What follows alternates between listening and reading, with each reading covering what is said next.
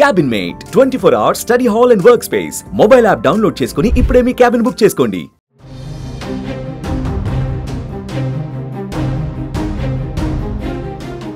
ప్రస్తుతం ఎక్కడ చూసినా జమ్మూ కాశ్మీర్ పహల్గాం సమీపంలో జరిగిన ఘటన గురించే చర్చించుకుంటున్నారు.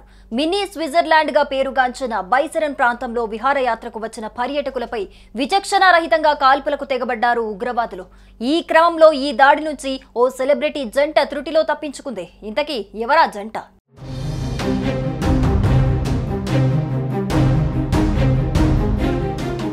ప్రముఖ టెలివిజన్ నటి దీపికా కాకర్, ఆమె భర్త షోయాబ్ ఇబ్రహీం ముష్కర్ల దాడి నుంచి త్రుటిలో తప్పించుకున్నారు.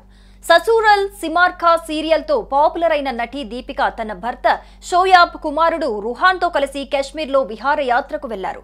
పర్యటనలో భాగంగా పహల్గాం కు కూడా వెళ్లారు. ఈ ఫోటోలను సోషల్ మీడియాలో పంచుకోవడంతో దాడి సమయంలో వారు కూడా అక్కడే ఉన్నారేమోనని అభిమానులు ఆందోళన చెందారు.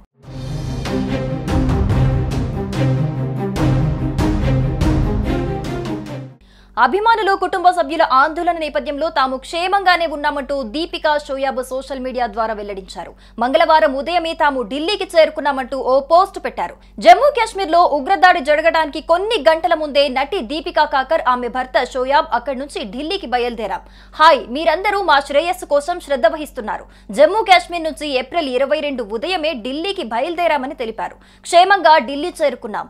అందరి ఆందోళనకు ధన్యవాదాలంటూ రాసుకొచ్చారు. దీంతో అభిమానులు ఊపిరి పీల్చుకున్నారు.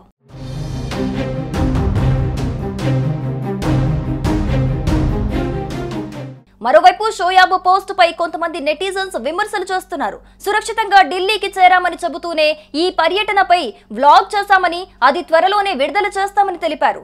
ఒకవైపు ఉగ్రదాడితో దేశమంతా బాధపడుతుంటే వ్లాగ్ గురించి ప్రచారం చేసుకోవటం ఏంటని నెటిజన్స్ మండిపడుతున్నారు. ఈ విషాద సమయంలో వ్లాగ్ గురించి చెప్పాల్సిన అవసరం ఏముందని కామెంట్స్ చేస్తున్నారు.